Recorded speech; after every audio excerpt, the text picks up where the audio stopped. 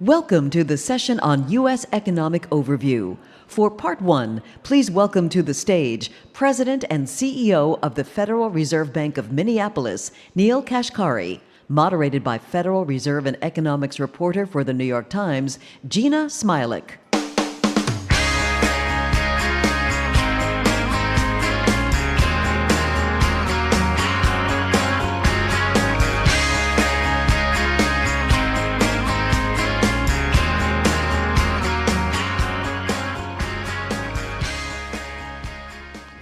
Neel, thank you so much. Nice to see you. Nice to see you. So you have an essay out this morning on the possibility that the neutral rate, so the dividing line between monetary policy that stokes the economy and monetary policy that slows it down, might have risen. And I wonder if you could kind of briefly summarize for us your takeaways, what your conclusions are here, and then we can go from there. Sure. Well, we're facing a puzzling economic environment where the good news is we had rapid disinflation in the second half of last year, much faster than we had expected. So that's really good news, to around a 3% inflation level. And we had much stronger economic growth than we had anticipated. Those two things are a little bit puzzling. You would think if monetary policy is bringing inflation down, it would also be restraining economic growth, but we didn't see that. Now, in the first quarter of this year, conditions have changed a little bit. Inflation seems to have gone sideways, while economic growth has remained resilient. So it's led me to question, is monetary policy having as much downward pressure on demand as I would have otherwise expected? And one place I look at is I look at the housing market. The housing market has seen some evidence of slowdown. Mortgage rates have gone up a lot, but overall the housing market has also remained remarkably resilient, far more resilient than I would have guessed, having pushed mortgage rates, 30-year mortgage rates, up to around 7.5%. So when I look at this constellation of data, it makes me wonder, are there some dynamics of the reopening U.S. economy that has led the neutral interest rate to go up, at least in the short run, so that instead of putting 2 feet down on the brakes, perhaps monetary policy is only putting 1 foot down on the brakes, or maybe it's not putting very much downward pressure at all. And so I was raising questions and laying out some of the evidence that I'm looking at. Obviously, as a policymaker, you have to come up with answers. I wonder what you think this means for the trajectory for interest rates. Is it possible we're going to have another rate hike? What do you think is warranted at this stage? Yeah, I think right now, I would say a few different scenarios that I'll lay out. I think the most likely scenario is where we are right now, which is just we stay put for an extended period of time until we get clarity on, is disinflation in fact continuing, or has it in fact stalled out? I don't think we know the answer to that, so I would say the most likely scenario is we sit here for an extended period of time. If disinflation starts to come again and inflation starts to tick back down, or we saw some marked weakening in the labor market, then that might lead us to cut back on interest rates. Or if we got convinced eventually that inflation is embedded or entrenched now at 3% and that we need to go higher, we would do that if we needed to. I think that's not my most likely scenario, but I also can't rule it out. Okay, interesting. And I guess what kind of signals are you looking for as you try and figure out if that third scenario is actually the case? What would make you concerned that inflation was embedded? Well, one is, of course, just looking at the actual inflation data. I think one thing that's I think the committee is doing really well right now is we're all, I think, appropriately data dependent. We have different outlooks for where the economy may be going, but we're all very focused on what the actual inflation data is telling us. So first and foremost, what's happening to inflation? We have a dual mandate, of course, what's happening to the labor market. The jobs report on Friday was a little bit softer than expected, but not a soft not a soft job report. So continue to look at the labor side of the economy. One of the things I'm looking at is the housing market. I'm looking at new leases. We know there's a mathematical relationship between new lease rates and then over the course of the next year or two, those roll over into actual inflation data, housing inflation data. Curiously, the new lease rates seem to have ticked up in the last month or two. That's a little bit concerning to me. I wonder why that is. If we're putting so much downward pressure on real estate, why are new lease rates ticking up right now? That's also a place that I'm focused on.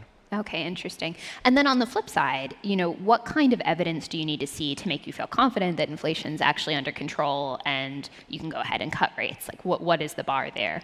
I think on the inflation side, we saw rapid disinflation in the second half of last year. Then, as I said, it went up in January and it kind of moved sideways in February and March. If we started to see some more inflation prints headed in the right direction, back down to our 3% target, we've had 3 bad inflation readings in a row. We shouldn't get faked out by one good inflation reading. I think for me, I would need to see multiple positive inflation readings suggesting that the disinflationary process is on track. Multiple meaning 3 or? It'll be the constellation of data. So it'll be more than 1, 2, 3 inflation prints, looking at the labor market, looking at housing as well. Yeah, I got to try. I wonder, obviously as of the last summary of economic projections that you all released, the committee median was still expecting to make 3 interest rate cuts this year. Most Wall Street economists have sort of downplayed that at this stage. It seems unlikely that you'll have time. I wonder what your forecast is at this stage. Do you think those 3 cuts are possible? How many would you expect at this point? I'll say in March, I jotted down 2 cuts for this year back in March. I'm not sure where I'm going to end up in June. There's still some more data to come in between now and then. It's possible I would stay at 2. It's possible I'd go to 1 or even 0. We need to look at the constellation of data. I know this is not a satisfactory answer, but it's the honest answer that it's very hard for me. I know it wouldn't be more than the 2 I jotted down in March. It'd either be that or less. We've obviously got a presidential election in November. If you guys cut interest rates in September or just on the cusp of that election, it seems likely that you will be in the headlines right around the time of the vote. Is that something that would in any way sort of factor into your decision making? Like, is that a consideration as you think about what comes next with rates? If we allow that to affect our decision making, then in a sense we're allowing politics to drive what we're doing. And we're all absolutely committed to not let that happen. And one of the things that, you all pay close attention, most of you, to what the Fed is saying. We are being incredibly transparent about the data that we're looking at. So when you see the data, you ought to be able to figure out, hey, this either means they're going to be a little more dovish or a little bit more hawkish. So I think the data is going to guide us, and I think the data is also going to give everybody comfort that, hey, we see why they're making the decisions that they're making. I can tell you it's not going to be based on politics or the election. Yeah, interesting. I'm a reporter at the New York Times. I get a lot of reader email. And it's always interesting to see the trends that sort of evolve in my reader emails. And recently, a question I'm getting a lot from our readers is why, if inflation has come down below 3%, is the Fed so bent on getting it all the way to 2? Why do you need to hit that extra mile? Why not just say, this is fine, we've basically won. It was 9%, now it's 3%. This is a big improvement. And I always wonder how you would answer that question. Sure. I mean, it is back to, and I know you're not going to be surprised by this, it is about our credibility of saying we committed to 2%, we met it, we can achieve that through our policy tools, and we are going to achieve it.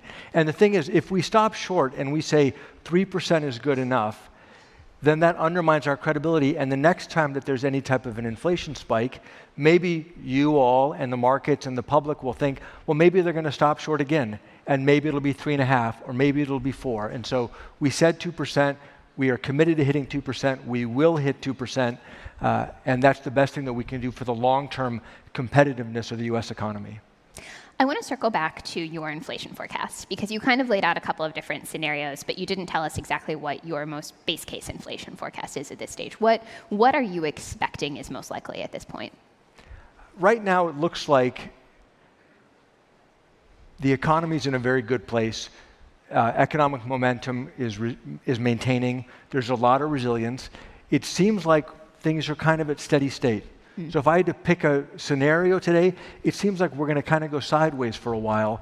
And under that scenario, that would lead me as a policymaker to say we ought to just sit with interest rates for longer than expected and allow them to bite. One of the things that we hear is that maybe because so many Americans refinanced their mortgages when mortgage rates dropped during the pandemic, that there's a factor that monetary policy is not passing through to housing as quickly as it otherwise would, because people are not feeling the bite of higher mortgage rates yet. If that's true, and I think there's some truth to that, then it may take longer for monetary policy to be fully felt by the housing market and by the economy more broadly. So that may guide us towards being more patient and seeing the effects of our policy actions. That's interesting, because if we're in some sort of steady state, and if it's the case that the transmission to the real economy is just a lot less potent than it used to be. Mortgage terms are 30 years. That seems like potentially a really long. Like, what changes just by leaving rates high or at this level for an extended period of time that makes you confident that would actually be enough to get inflation down?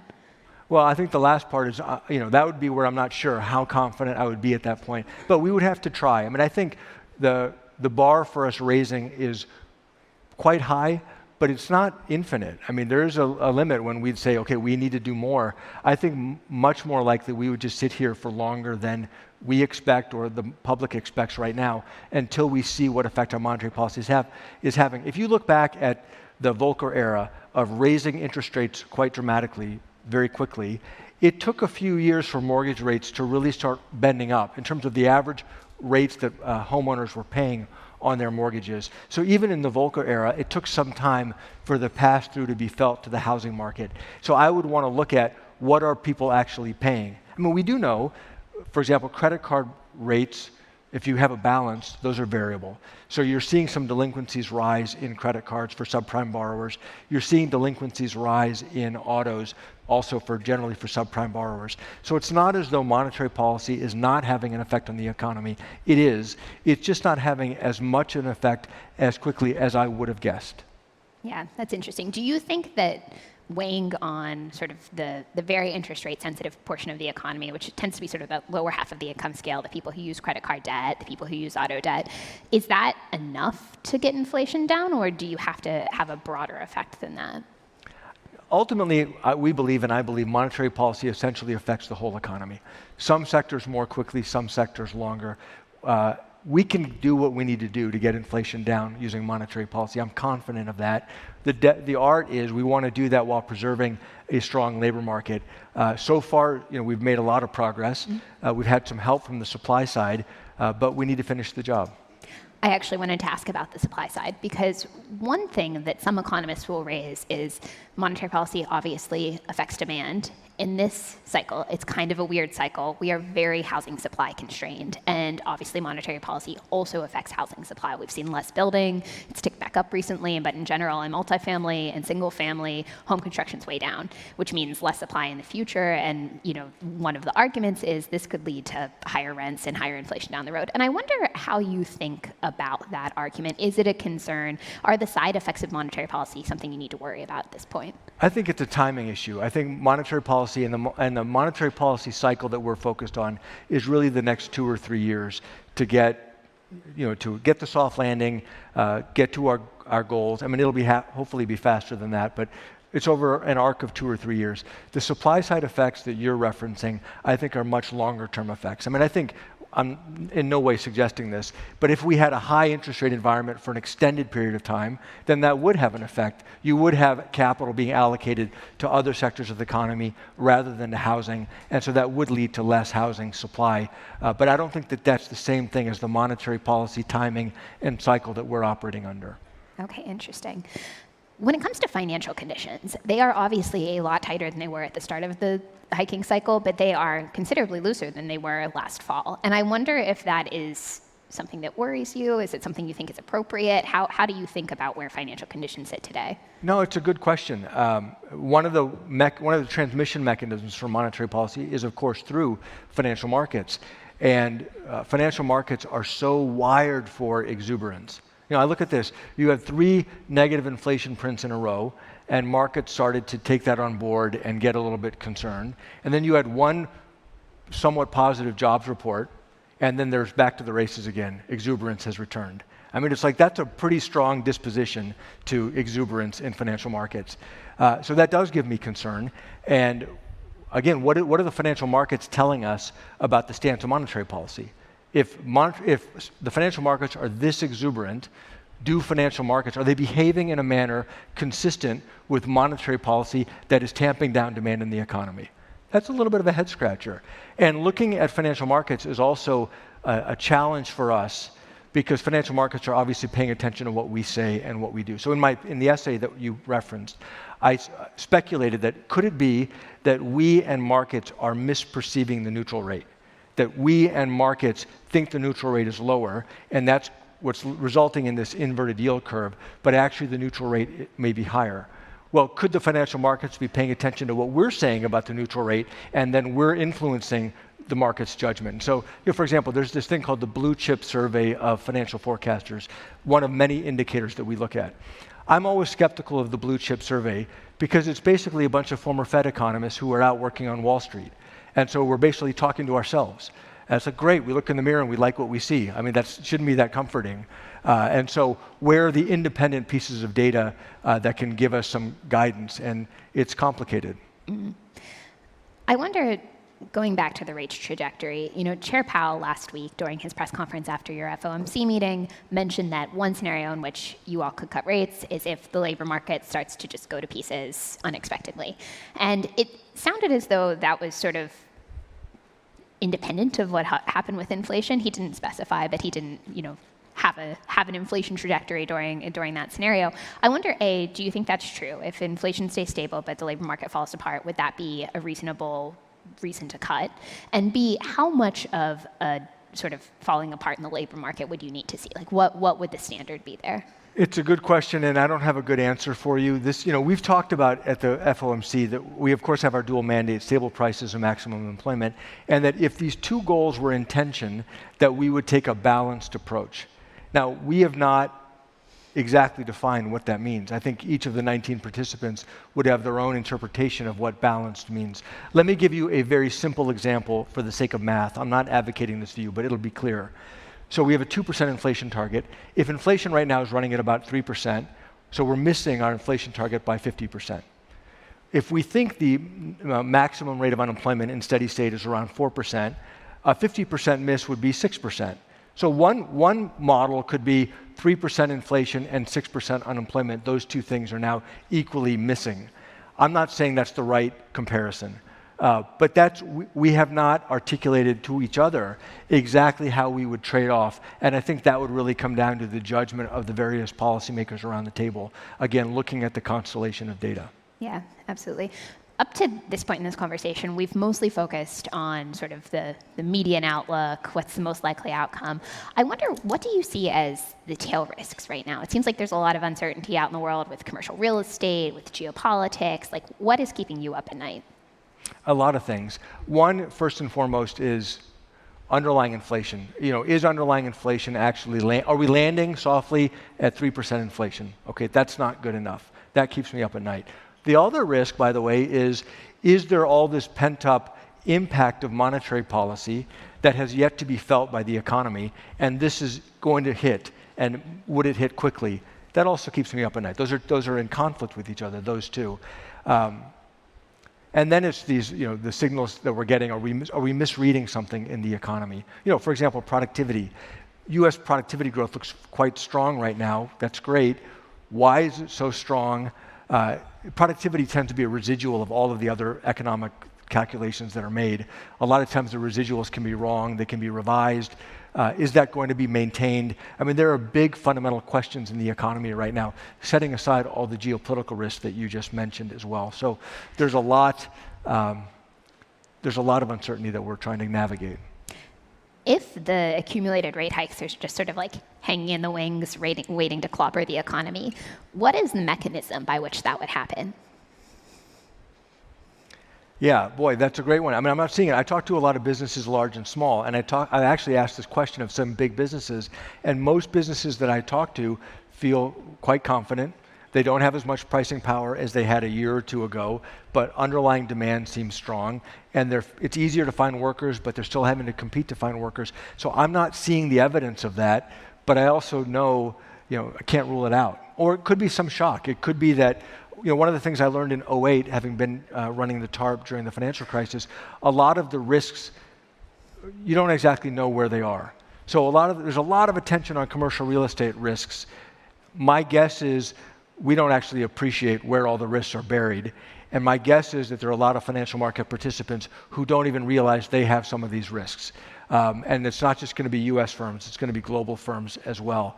So there may be some surprises to come there when some of those risks materialize. And could that be a spark that catalyzes some broader response? I'm not sure.